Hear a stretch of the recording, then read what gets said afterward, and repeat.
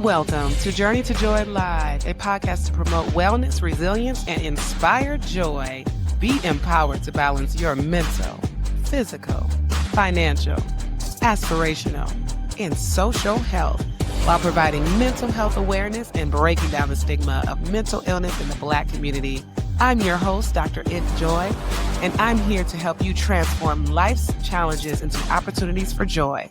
Let's begin the journey together. It's episode 139, Becoming Your Own Safe Space. The science and joy of self-love. I've talked about self-love many times. It's February, Black History Month, also the month of love. And it's always nice to love on others. But I think we love on others enough. And what we don't love on or who we don't love on enough is ourselves. And we have a tendency to criticize ourselves a lot, to put ourselves down, to bully ourselves. And so coming at you from a standpoint of science, it actually affects your brain. It actually affects your physical chemistry when you put yourself down, when you don't love yourself. In case you wanted to know that it is important to love yourself, I mean, you are with yourself 24/7, forever, until you're not, and then there's no more life. But while you're in this life, it is important to love yourself, especially if nobody else is gonna love yourself. Have you said things like, "I'm stupid.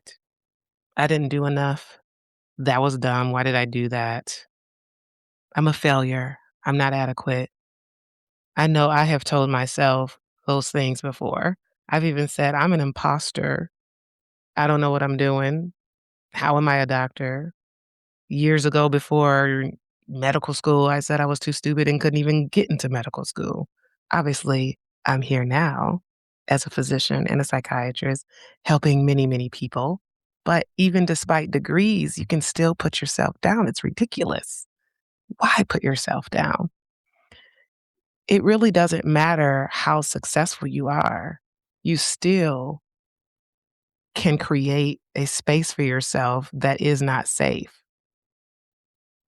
You could be loved and still not feel secure with yourself.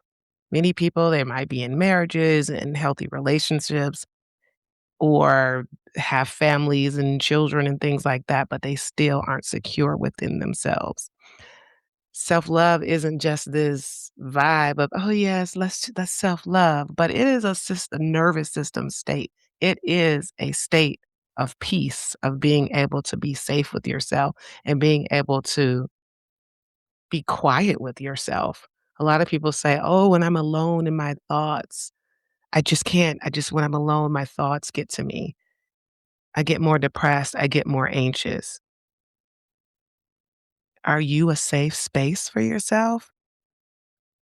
So let's talk about how we can become emotionally safe within our mind. Are you emotionally safe in your mind? Obviously, being your own safe space means your inner voice isn't abusive.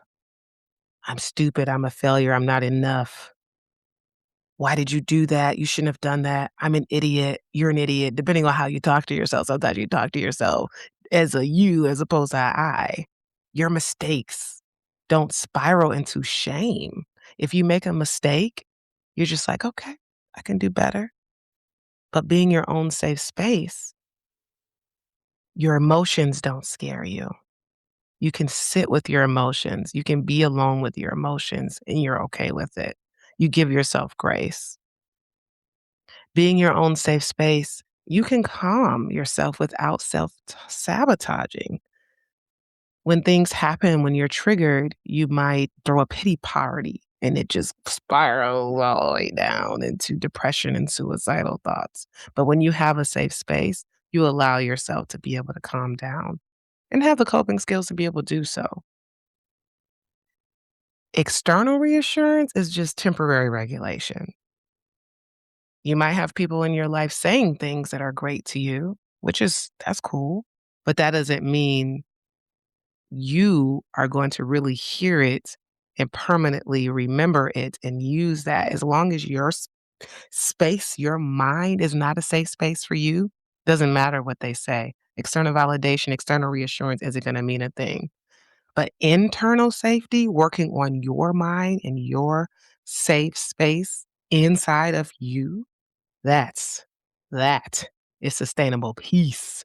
That is how you continue the joy forever and ever, despite what other people are saying. It is great if you have people saying great things about you, but it's also when you don't have a safe space that people say negative things about you that definitely can cause you to spiral. So it works the other way too. If you have a safe space and someone says something negative to you or about you, you're just like, oh, I'm good. I'm okay. So thinking about the science behind self love, self criticism literally activates a threat mode. Think about it. If somebody else is attacking you, you're like, "Oh, you're threatened."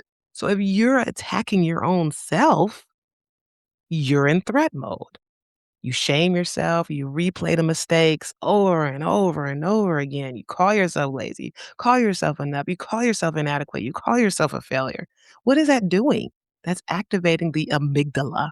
The amygdala is our threat detector in our inner brain that's saying, whoa, there's something going on. I'm fearful. It's a high emotional response. You're obviously increasing cortisol. There goes that stress hormone again and that fight or flight system. So you're in threat mode, you're in trauma mode, fight or flight. You're either going to continue to fight yourself, you're going to run away from it, run away from those emotions. Your body is literally experiencing your inner voice as a danger.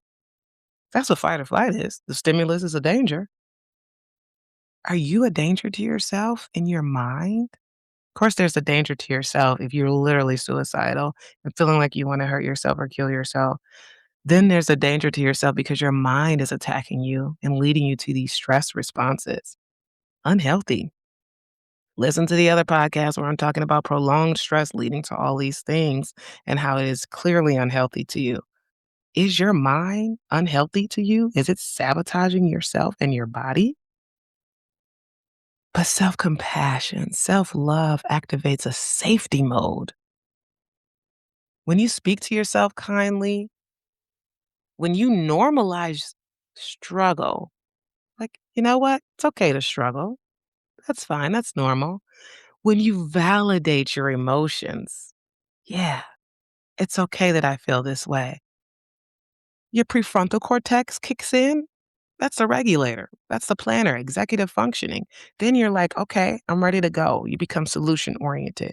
Okay, this is a normal feeling. What am I going to do? What am I going to do to get out of this? What's the plan? What's my coping skill I'm going to use to make myself feel better? Your parasympathetic nervous system kicks in, which is the opposite of which is the opposite of the fight or flight system. Fight or flight system is a sympathetic nervous system. Parasympathetic nervous system is the rest and digest. Which one would you like to be in? Fight or flight or rest and digest? A lot of times when you're in fight or flight, you can't even rest, you can't even digest, can't eat.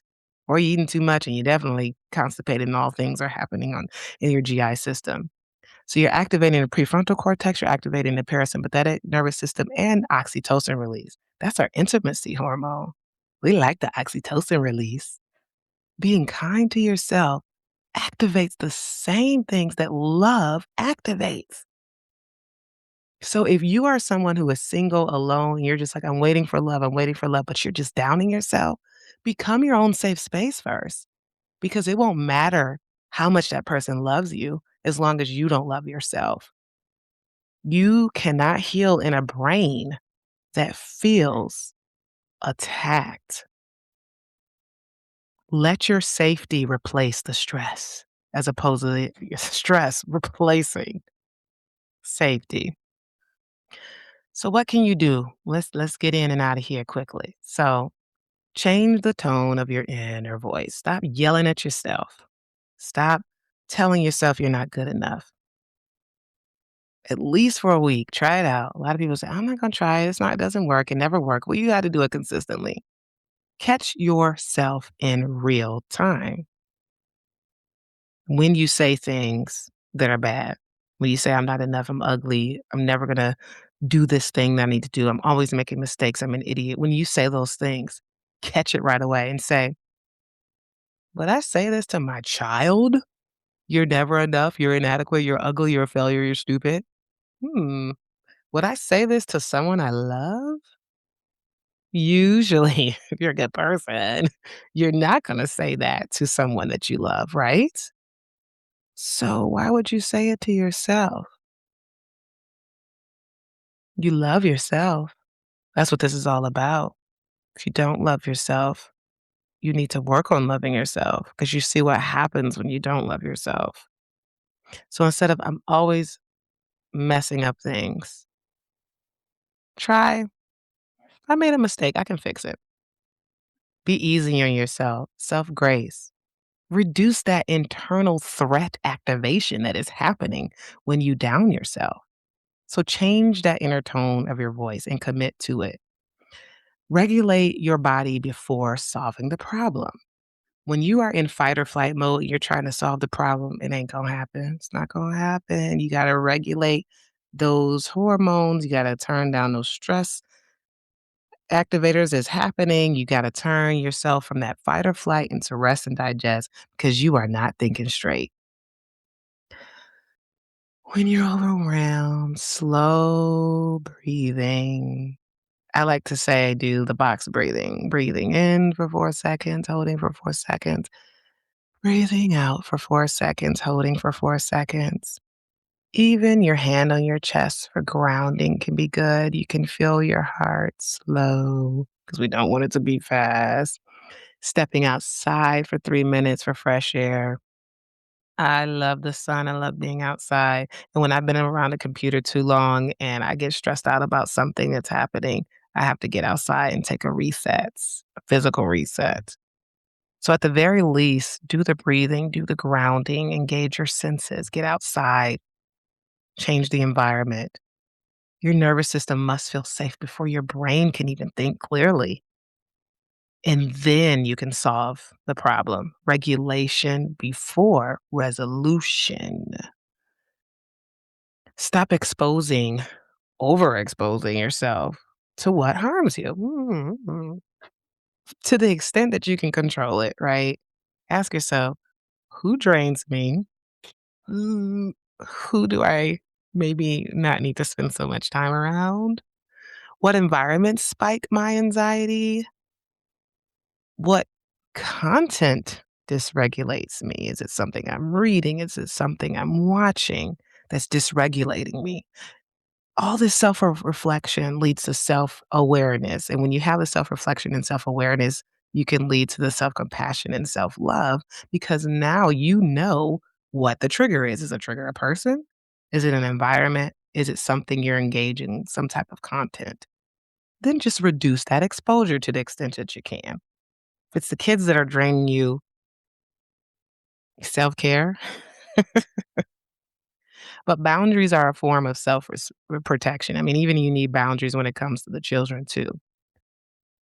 Boundaries isn't being selfish, it's being self-protection. This weekend, I literally had 2 people reach out to me who know me personally saying, "Hey, can you do this for me? Can we talk today?" You know, a psychiatric issue. Of course, these are people who have loved ones who are going through mental health crises. And so for me, fortunately, I have inflicted boundaries. And so instead of, "Oh my god, let me call them right now," because I was on call this weekend, I was in the middle of, like, literally seeing 12 patients. I was already overwhelmed, but if I didn't have boundaries, I could literally just pick up the phone and call these people and say, "Okay, what can I do to help?" But I'm not getting paid, and I'm already burnt out from the job I am getting paid, and I'm gonna help you? So the way I responded was, "Here's my website. You can fill out a request for consultation." And had I not had the boundaries or self-love or self-compassion or self-protection, then I would probably feel bad, like, "Oh my gosh, I didn't help him right away." I have to have those boundaries. I have to, or else I will overextend myself. Stop overextending yourself to what harms you or to what you shouldn't be overexposing yourself to. Obviously, that wouldn't have well, I was gonna say it wouldn't have harmed me. It would have harmed me if I would have been burnt out and drained by the end of the day and not able to do things for myself or my family. So boundaries are super, super, super important. Practice honest self-acknowledgement. Every night, write down one thing that you handled well today because self-criticism focuses on what you did bad or what mistake you made or that you didn't do enough of. So what's one thing I handled well today? I had that issue and I solved it. One thing I survived. One thing I'm proud of. So write that down every night. What's one thing I handled well today? One hard thing I survived, and one thing I'm proud of. So this builds those neural pathways around feeling competent and feeling worthy, like, I got this. And that self compassion. Self love grows through repetition. You can't just do it one time and, oh, it didn't work. Oh, it's enough. I'm good. No, no, no. Consistency always builds that joy muscle, that self-love muscle. Stick to it. It takes consistency. And yes, it takes work for your joy. Learn to sit with your emotions instead of fighting them. That's that person who, when they're alone in their thoughts, they get more stressed, they get more emotional, they get more anxious. I understand that that's an issue, but you have to learn how to sit with those emotions. Stop fighting them. Emotional safety doesn't mean constant happiness, constant joy, constant peace. You are going to experience level of anxiety or nervousness or sadness or stress at some point. You are human. Practice dealing with it. Maybe set a 5-minute timer. Name the feeling. What is it I'm feeling right now? I do that. I feel like, what's going on? Okay, I'm feeling irritable. So that I name the feeling.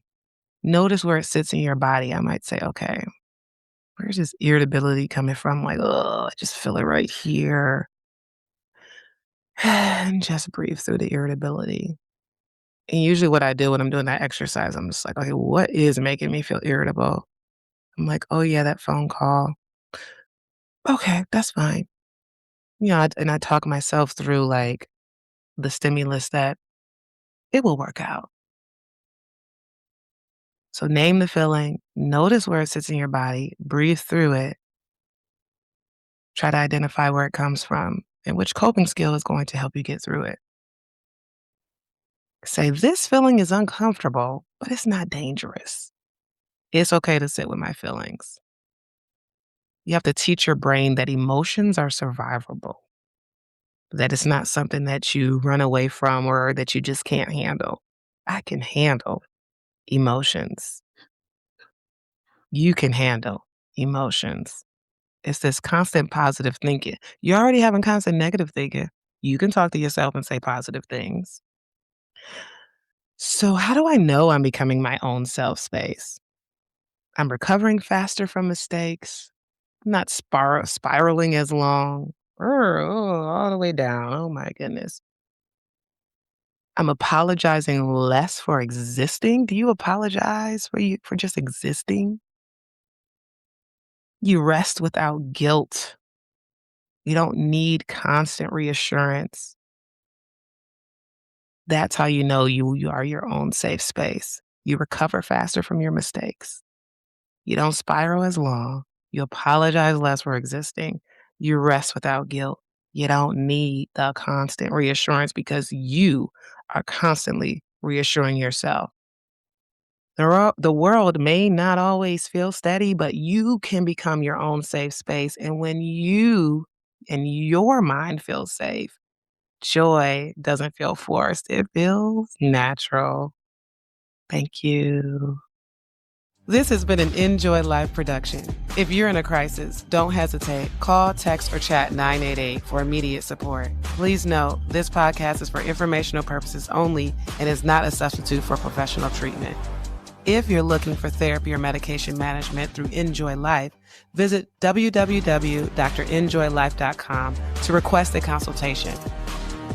I'm licensed in 13 states. I accept Aetna in Georgia, Florida, and Virginia.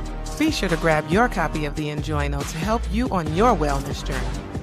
Also, check out Inspire Joy for the wife mom boss to help you balance it all without losing yourself. Better yet, get the full Joy bundle for just $45. Remember, Journey to Joy Live is every Thursday at 7 p.m. Thank you for joining me, and until next time, may you continue to transform stress into joy.